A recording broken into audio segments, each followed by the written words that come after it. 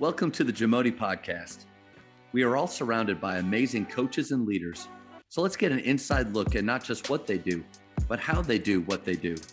After all, becoming the best versions of ourselves is JAMODI, just a matter of doing it. Coaches, the JAMODI podcast is powered by Ballogy. Manage and measure your players' skill development and increase accountability year-round utilizing the Ballogy app. Boost inter-squad competition with drills backed by the National High School Basketball Coaches Association, including a 40-shot Ballogy skills assessment. Please visit ballogy.com/teams for information on how you can provide this resource for your team. Well, Coach, 42 years as a high school coach, and then with all of your work with USA Basketball, I can't imagine just what your days look like. What habits, daily habits, set you up for success? Well, that's a great question because I think, daily habits are something that we all kind of strive to attain a little bit, just to make our life easier and flow better and all that kind of stuff. So, as a young coach, I didn't really pay much attention to what my daily habits were. Hey, this had to be done, so I did it. Excuse me, and this had to be done, so you did it. I think the longer I coached, I tried to really fit in my daily habits. I tried to fit in what had to be done into my daily habits, as opposed to, trying to get things done just on and not part of my daily habits. So, I think I grew up on a farm, and my dad was. Rest his soul, was a great individual as far as, we had to get up and work. It wasn't a type of farm where somebody else did the work. We did the work.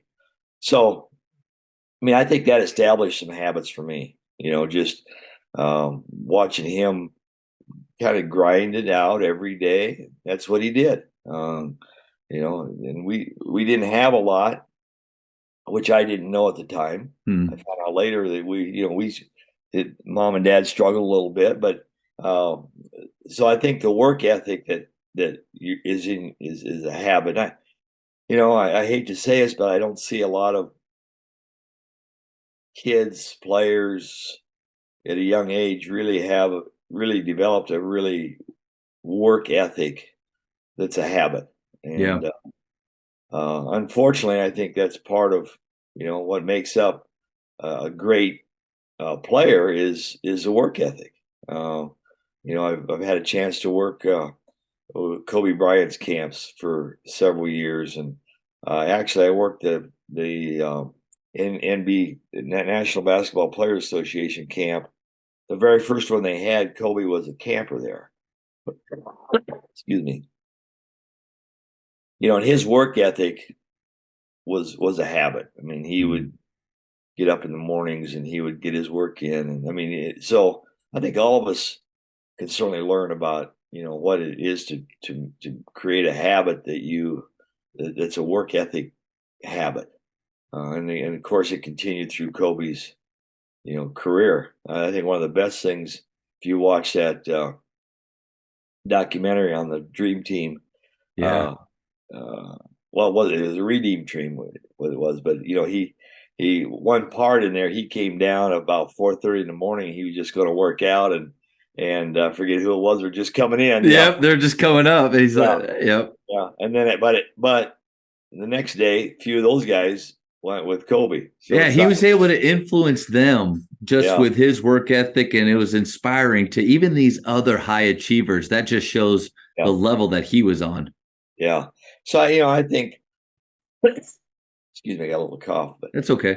I think so I think that's a habit that I try and instill in players, and just a work ethic habit that and I think if you do that, you probably stick out a little bit from the normal routine of normal players. And so I think that's one thing that was taught very young to me is we got up and we did farm chores, and we got home and we did farm chores, and then if you want to play ball, that's okay.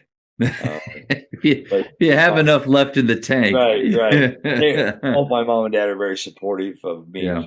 me playing and develop my skills. So you ask about habits. That's obviously one thing. Work habit.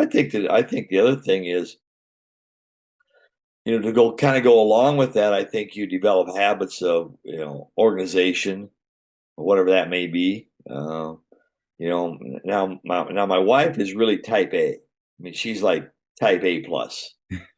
So I'm kind of type B. So I'm not quite there yet.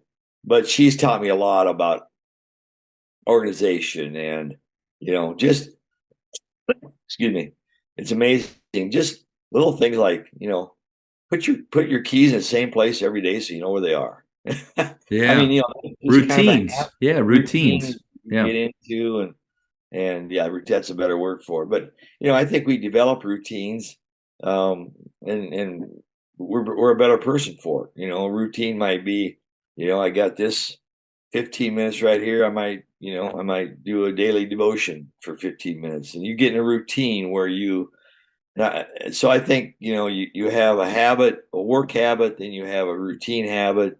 I think those are all really good to just from a personal standpoint to make you a better coach and a better person.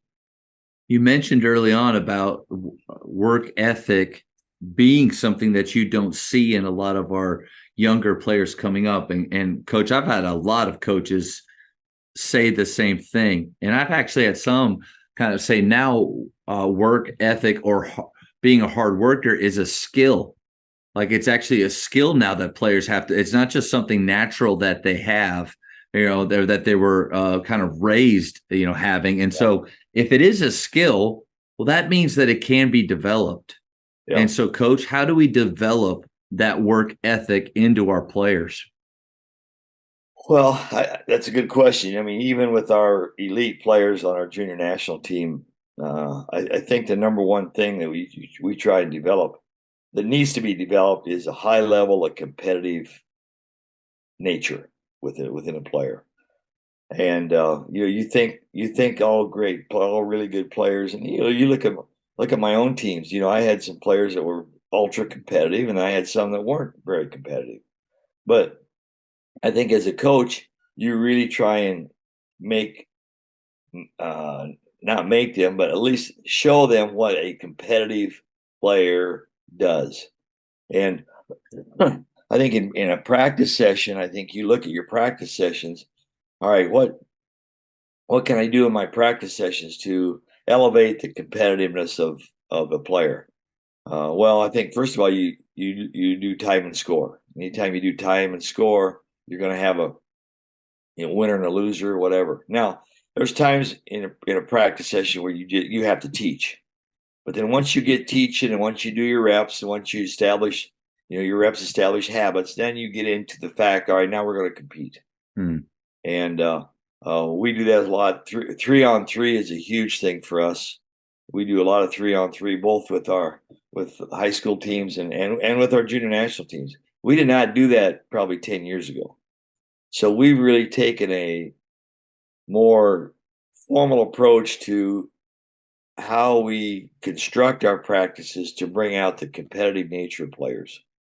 And we keep track a lot of, all right, we're playing 3-on-3 today, and everybody, if you win this segment, we're gonna put a W beside your name. So these 3 players get a W, these 6 players or 9 or 10, whatever, get an L.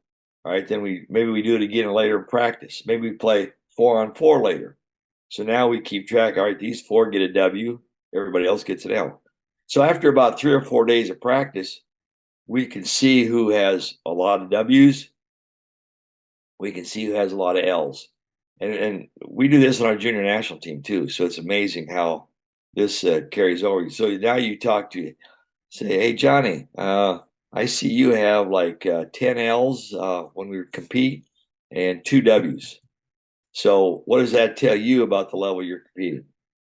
Type thing. So I think just having them be aware of their level of competition is one thing, and then I think as a coach, I think you can construct your practices to really bring out the best competitive nature of players. And like you said, you made a great point, is that, unfortunately, uh, that's kind of a skill. I never thought of that as a skill, Yeah. but now I think we have to say, all right, this is maybe a skill we have to teach. And so I think every practice session has to be thought through and made to be something that we're going to teach that competitive nature with. Man, such a great point about how many times in our practice plan do we have a segment, like, let's just say we're going through some offensive movements, and there is teaching involved, but it's just for a set amount of time, a set amount of reps. We're going to flip it and then we move on. And maybe Yeah. there were some moments within those 10 minutes where we were able to establish some good habits and teach some things. But how much more productive could that time be? I mean, just adding, like you said, time and score, the W's and the L's, man, that takes it, the learning, it makes it more realistic. And the maybe some of the problems or issues that you're seeing, they're real because the competition level is high. That's actually the problems we're going to see when we play. Because how many times do we say something like, well, that's not going to work in a real game? What does that even mean? Like, real game as opposed to what in practice? And I think I struggle with that sometimes. Over the years, and I call on my 42 years of coaching a lot because really coaching has changed a little bit. I'm not sure, I mean, I think players have changed, but that's based on maybe the social media type of thing. But I've seen where maybe 10, 15, 20 years ago, players played on the blacktop. They got out there and they competed. Yep. Hey, I got you four guys. Excuse me. All right, us five guys are going to be on a team. So we're going to go out there and we're going to compete. And if we lose, it might be a half hour, 45 minutes to an hour before we get back on the court. And I remember vividly what I have four brothers too. So vividly myself plus, I'd go to the courts and watch my brothers play too. But I think in that process, what happened is you learn really clearly what your role was playing those pickup games. I mean, there's things you have bad habits with that you may have playing those pickup games, but now kids don't do that. Everything's structured now. Everything's Structured team practice, structured skill coach, structured. Yeah. The here's what I found from pickup is the ability to experiment, to try new things. Because right now, you and I don't really want our guys trying new things in team practice, especially not in games. Like, that's not the time to experiment. So when do they get to? Exactly. So my point of it is, since that's not a big thing anymore, now they can dribble around cones forever, which is what trainers do evidently, because that's a lot of kids do, or stand in place and dribble. I watch James Harden a lot. Anyway, so now I think that's changed a little bit. Our coaching, I think, has to be more of a situation where we let them kind of figure things out a little more. That's why I think 3-on-3 is so valuable. I mean, I coach my 9-year-old grandson's team when I'm back in Ireland. I tell coaches, first of all, if you're a high school coach and you want to find out how good a coach you are, coach some 9-year-olds. You'll find out how good a coach you are. Get them organized and get them doing something. That's a good point. Yeah, so coach some 9-year-olds if you think you're a pretty good coach. I know a lot of college coaches could not do it or would want to do it. But even at that level, 3-on-3, now everybody gets to handle the ball. You can make rules of, all right, you're going to make cuts to the basket. You're not 2 dribble limit, all those kind of things. And then let them play out of it. Let them just play. I think that, first of all, 3-on-3 enhances. I got a little cold. Sorry. Enhances the skill level. So, all right, now we're going to find out really how good a left hand you got playing 3-on-3. We're going to find out how good of jumper you got from mid range playing 3-on-3. So it enhances the skill development, and then it enhances competition because you're competing as well, and then it also enhances the knowledge of a player just to figure things out. Because we tell players, to start with, I tell my 9-year-olds, once you pass the ball in a 3-on-3, make a cut. There's no wrong cut. There's just no wrong cut. Now you'll find out there might be better cuts than others. Right. But initially, the only worst thing you can do is pass and stand. So we're trying to get in that mode now. All right, now when they're playing, kind of freelance type of things, they're passing, they're moving, they're filling, they're cutting. Now it becomes a little bit of a game with them, and things look a little better. So, I think we as coaches need to do a better job of bringing that kind of to a peak in practice where they have, because sometimes we sell our players a little bit short. I think players have the ability to kind of figure things out, and not basketball to me is a game that's been long overcoached and undertaught. I tell coaches at clinics, we think we have a lot of control of our players during games. We have zero control, basically. I mean, they're out there playing, and no matter what you do from the sidelines, you may call timeout and stuff, sure, but you really have less control than you think you do. Yeah. And really, you don't want that much control with them. You want them to kind of free play and let them figure things out. I had a NBA scout tell me one time that 70% of the plays that are run in the NBA do not turn out like they were diagrammed. They break down. So what does that tell you? Well, it tells you that players better figure things out when something breaks down. Yep. And with 3-on-3, we do a lot of what we call first action stuff. All right, we're going to do a first action. Maybe it's a UCLA cut. Now play out of that. Maybe it's a ball screen. Maybe it's a side ball screen. Now we're going to play out of that. Maybe it's just pass and cut. Now play out of that. So get them some direction, but at the same time, I think that really helps them kind of figure the game out on their own.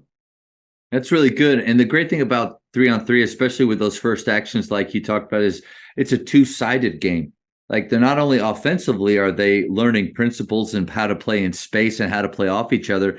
Defensively, they're learning how to play with a lot of space and how to guard those actions. Because if they're competitive, if they don't want that L by their name, then they're going to figure some of those actions out on the fly. I had the honor of getting to direct for PGC for about 5 years. And one of the biggest switches that they had was moving to more 3-on-3 and like you said, free play. One of the biggest stretches for me was what they called bike riding time. And we were instructed to basically hold on to that whistle, and you're not allowed to stop them. Don't bring them in. Don't talk to them. Don't coach them. Let them fall off the bike, get back on, and try again. I love that. And that's true. That's so true, I think. And I find that with my 9-year-olds, when something doesn't go right, they're waiting for you to fix it. Well, I'm not going to fix it. You guys fix it. Yep. Yeah, I'll remember that one. Bike riding time. Yes, I love that. Yep. Thank you for checking out today's episode. Please take a moment to subscribe to this podcast, share it with your fellow coaches, and find us on social media for what's coming up next on the JAMODI podcast. It's just a matter of doing it.